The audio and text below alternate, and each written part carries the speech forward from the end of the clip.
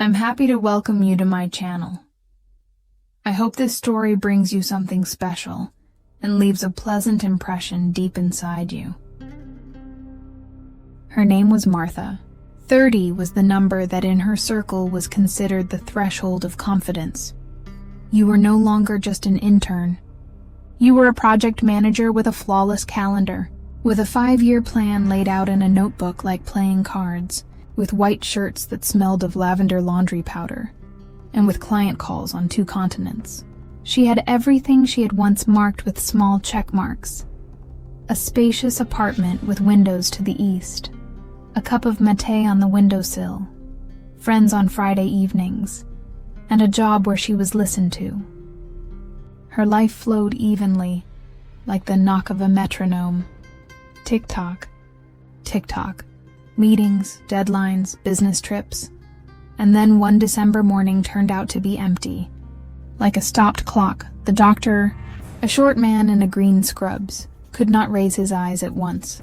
The words that fell into the silence were dry, almost crispy. Oncology. Aggressive course. By all indicators, less than a year.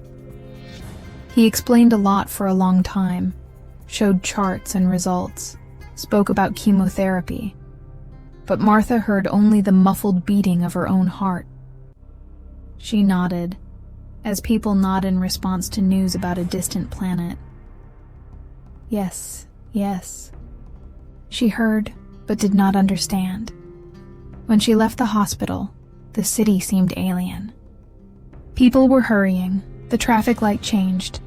A taxi driver was honking at a boy on a scooter, and Martha stood pressing a folder of tests to her chest, and felt as if sand from an hourglass had been poured at her feet, the sands of time. They were pouring, softly, inexorably. At home, she took out her big sheet of paper, the one on which she had once drawn the overall strategy for the team, and wrote at the top in black marker, "List of dreams," an imaginary cap of smoke above her head. That uninvited knock on the door of life suddenly made her see simple things sharply, like multicolored shards glitter after the rain. The smile of a random girl on the metro, the laughter of a grandmother selling apples, the smell of bread at dawn. She wrote without stopping. Learn to ski. See Africa. Not glossy tourist Africa, but the real one. Cities, villages, people. Drink coffee at the very edge of the world. Find an ocean that speaks. Write a letter to my childhood self. Hug my mother as if she's just given birth to me. Climb onto the roof of a tall building at night. Learn to be silent so that everything is in the silence. Her savings account, the subject of pride, a manifestation of foresight, suddenly became like an emergency suitcase. Take the most important things and run. She transferred the money to her travel card, wrote out routes, booked the first tickets. Colleagues in the office looked at her as if an ocean had suddenly appeared in the window behind her back. She said very simply, "I'm taking a long vacation. For a year. Yes, I know it's a lot. A little life for myself. Then, we'll see." The mountains were first. She stood in the rental shop, looked at her own feet in awkward ski boots and laughed. Not at herself, but at that feeling of novelty that refreshed the blood. The instructor, a Swede flat as a pine board named Luke, showed how to shift weight, how to look ahead, how to fall correctly. She fell an unbelievable number of times and each time got up, stuffing her rosy nose into her scarf and laughing.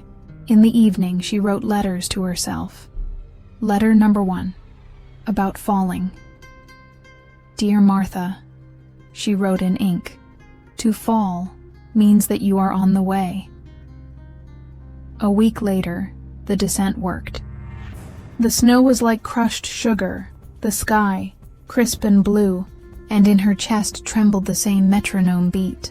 Only now it was counting not deadlines, but the pure, free I am alive. She went up to the summit once more. She stood with her legs apart and listened to the wind say to her, breathe. Then came Africa. Her path began in Marrakesh, where the smells of spices, petrol, and leather mixed into a heavy, thick aroma you wanted to follow. The market buzzed like a hive. She touched warm carpets, smooth ceramic plates, tasted a sweet, sticky date, and laughed along with the traders who praised their goods like their own children. In the evening, she got lost in the Medina but was not afraid, as if getting lost meant finally ending up where you should be, from there to the south. In Tangier, she stopped at a small café by the port, where it smelled of the sea and freshly ground Arabica. The barista, a young man in a light shirt with rolled sleeves, deftly poured coffee into small glasses. He worked lightly, like someone dancing who knows the music by heart, and sometimes lifted his gaze as if taking aim at someone's heart. Martha caught his movements the way one catches a touch of warmth on a cool morning. She ordered a plain espresso and silently watched the dark liquid run in a thin stream under the shiny spout of the machine. Then she realized she was smiling. It burst out from deep inside, unexpectedly and safely. "Do you want sugar?" he asked in English with a slight accent. "No, thank you." She took a sip and felt how something returned to its place, how a taut string slackened. "You have the best coffee of all I've drunk in the last..." She paused and laughed. "Of all." His name was Idris. He had worked in the cafe since he was 12. First he washed cups, then he carried trays, until he learned to listen to the bean. He said exactly that. Listen to the bean. They sat on the terrace, where the wind lightly tickled the tablecloth, and talked. First about coffee, then about the Berbers in the mountains, about trams in Lisbon, about long roads that lead who knows where. He laughed with his eyes and did not pry like others. About what job, why alone, why travel. He knew how to be nearby without questions. Next were villages in Mauritania. Martha hopped over hot slabs of stone like a girl, held the hands of children who laughed as they touched her hair, met the gazes of elders, calm like the desert at dawn. She helped a nurse in a small clinic, held the hands of a woman while a vaccination was done to her child, passed bandages. Martha saw for the first time how people look at life without intermediaries, directly, soberly, without unnecessary fictions. In the evening, she wrote, "Letter number 2, about greed. The secret is not in what else to take. The secret is in how much heart there is to share." At the border with Senegal, she remembered Idris again, his light movements, the laughter of his eyes, the simple way of being, as if the strong shade of a tree falls on you imperceptibly in the heat. She hid this memory in her pocket like a pebble picked up on a beach and carried it on. In Dakar, she learned to bargain and lost all negotiations to an old mango seller who, it seemed, bargained only out of love. In Bamako, she listened to night drums and felt how the rhythm easily aligned with her breathing. In Nairobi, she saw a giraffe for the first time, and it looked as if a piece of sky had lowered to the earth in a thin, learned neck. She went from country to country, from road to road, and time, the same sand, did not stop pouring. But now it no longer frightened. When you measure every day as a gift, the count becomes a celebration, not an execution. Under the stars of Namibia, she lay on her back, listened to the cold breathing of the desert, and in her thoughts spoke with her own death. "You are not obliged to scare me," she whispered. "I have already understood. Thank you for the reminder about life." And then there was that early morning, again in Tangier. She returned here like a wave seeking a shore and went into the familiar café. The terrace was almost empty. A concave metal tray lay on the table like a ship run aground. Idris was not there. Martha noticed a new boy, tall, tousled, and asked whether Idris worked there. He answered that not today. He had gone for 2 weeks to visit family in Fez. Martha felt a light jab in her heart, but turned away. No, no, no. She would not allow herself to feel. She was here, on her own terms, to drink coffee, listen to the sea, and not get attached. By the doctor's calculations, she had a few months left. Whom was she fooling? Why touch a thread if in a few months it would break and someone would be cut by the scraps? She fled further south, to the island of Zanzibar, where the heat fell like heavy fabric, where spices were so fragrant you wanted to hug them like brothers.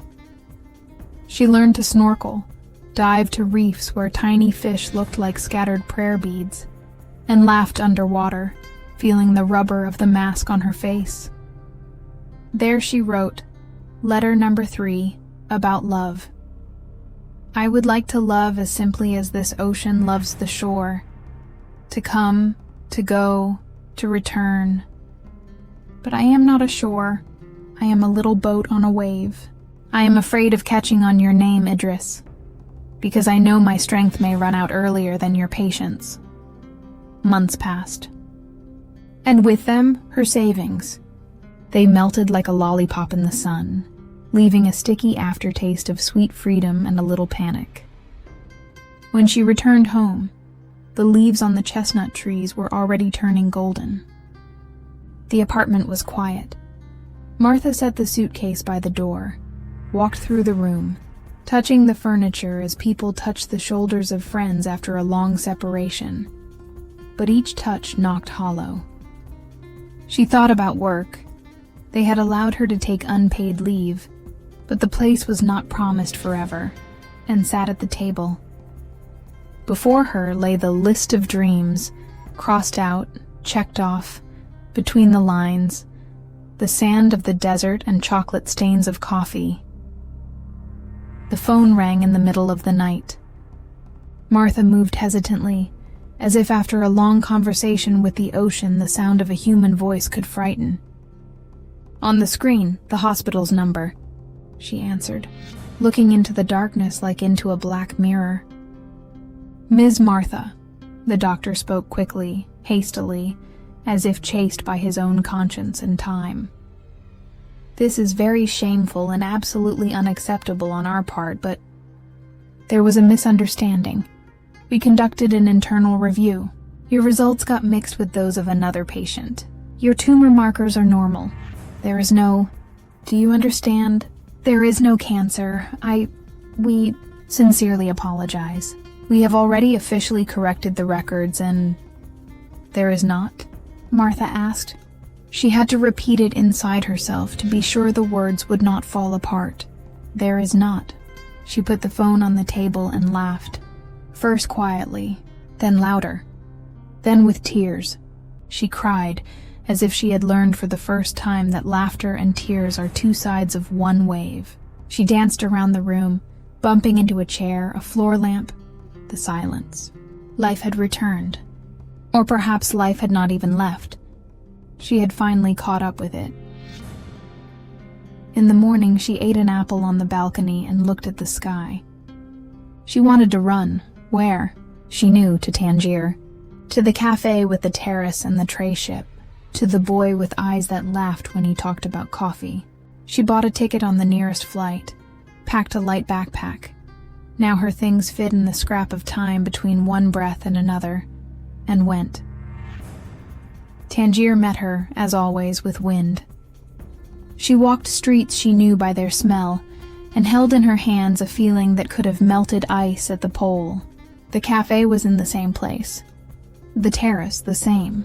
The metal tray, the same. Only Idris was still not there. He left, said the familiar tall boy.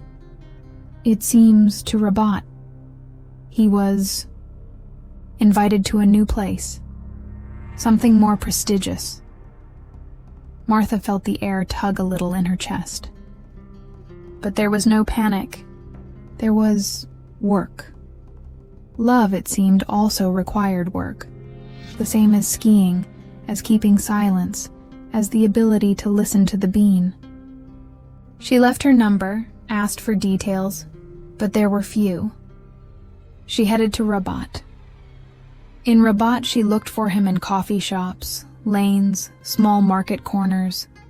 She asked whether they knew a barista from Tangier, and people shrugged. In Casablanca, they told her they had seen someone very similar. In Fez, that a boy had worked there who disappeared at dawn to film on his phone the pink light on the walls of old madrasas. She traveled on, leaving behind smiles, greetings, teas, stories, and the funds on her card stubbornly decreased. Her suitcase grew sensibly lighter. She sold an extra dress, gave someone a scarf, lost a book, and remembered. Months flowed again this time, quickly. Martha returned home a second time, already different, but with the same emptiness in her wallet. Work? The department replied gently, as people speak to those they have lost along the way. We tried, but the team has changed. The project is different. The position is closed. You are wonderful, the manager wrote, but the market now is such that she thanked him for his sincerity. She was not offended. She could not. She sat again on a bench, now in a city park, where trees stood like sentries and the wind played with the leaves, and thought, what next? The bench was cold, but her thoughts were warm. She sorted through the crumbs of her last year, snow white and sky blue, the laughter of children in a village, the smell of mangoes, the drums of night, the cold sand of the desert, coffee at the edge of the world, and eyes that laugh. She sighed. I am looking for you, she thought, not knowing where to send these words. Not because without you there is nothing, but because with you everything is clearer. And then, as happens with plot turns that seem like fiction, a shadow fell on the bench. Martha was used to shadows being just shadows, but this one brought with it a familiar smell of coffee in the road. She raised her eyes. Martha? Said a voice. I was afraid to be mistaken, but it's you. She stood up so quickly the bench creaked softly. Idris stood before her. He looked a little tired, with light circles under his eyes. But the smile was the same, the one that makes the world more even. He held an old backpack in his hand, and a paper map of the city on which circles and arrows were drawn, like on the plan of a delicate attack. You? She said. How did you... Why, I was looking for you, he answered simply. You left suddenly. I heard in fragments that you were traveling, but didn't know where. In Tangier they said you had asked, and then I heard, he faltered, that you were ill, and that you had... He looked straight into her eyes. Little time. I didn't know how to find you. I came to your city because I thought, even if you were already in your last weeks, I want to be nearby. Even if it's only a few days. I wanted to say I won't go. I'll be with you to the end. Martha did not find her voice at once. Then, laughter and tears again, like a wave. She sat on the bench and laughed, hiding her face in her hands. Idris sat next to her, puzzled, but did not touch. He remembered her silence. I am healthy, she said, finally raising her gaze. It was a mistake, a medical one. They mixed up the tests. I am healthy, Idris. He looked at her as if for a second he forgot how to breathe. Then he smiled. Then, laughter with relief, with light, with the awkward joy of someone who kept a pebble in his pocket and suddenly found in it a hole. Warm shore, then, he said, unable to restrain himself. We have time. We have time, she repeated, savoring these words like the best coffee. And we have a whole heap of plans, joint ones. They walked through the city that knows how to swallow strangers' stories, and keep those that return as memories in the seasons. They talked like people who were silent for a long time and do not want to waste a single letter more. She told him about the mountains, about the letters, about the children in the village, about the drums. About his family, about the dream of opening a small café where every cup would have its own name, where the coffee menu would be a map of journeys, and where one could listen to the bean together with people. They passed an old gate where the metal was scratched by thousands of fingers and were already planning something of their own. Not a half-promise, not a fog, but a simple thing, shared work. The next day they rented a small workshop on the ground floor of an old building, a former shop that smelled of dust and wood. The walls were scuffed, but the windows were wide, and the light came in so boldly, as if each ray had its own task. They washed the floor, scraped off old stains, hung a sign with a craftsman, and for a long time could not decide what to call the cafe. List of dreams? Martha suggested, smiling. Maybe, Idris said, but lists are something closed. And coffee is like a road. Its entrance is free, and the exit too. Maybe. Return? Or the grain in the wave? Martha looked at him. You listen to the bean, and I to the wave. The grain in the wave, he repeated. Yes, there is movement and root in this name. When they opened the doors for the first time, the first customer, an old lady from the next entrance, came in as if visiting and at once told a long story about her cat. They made her a coffee they called Mr. Cat, soft, a little milky, with a barely noticeable hint of cinnamon. Then a student came with his ID card. They gave him a free croissant so that exams wouldn't seem so strict. Then a mother with a pram dropped in, and the child suddenly laughed on hearing the steam wand whistle. Work hugged them like the right blanket. The fatigue was honest.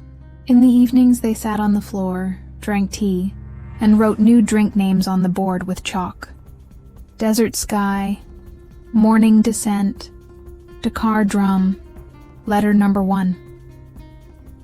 Martha woke early to buy fresh biscuits from the neighbor, the baker, and every day she marveled at her readiness to live without cheat sheets. She now wrote other letters, not to herself, but to the people who came. She hid small notes under napkins.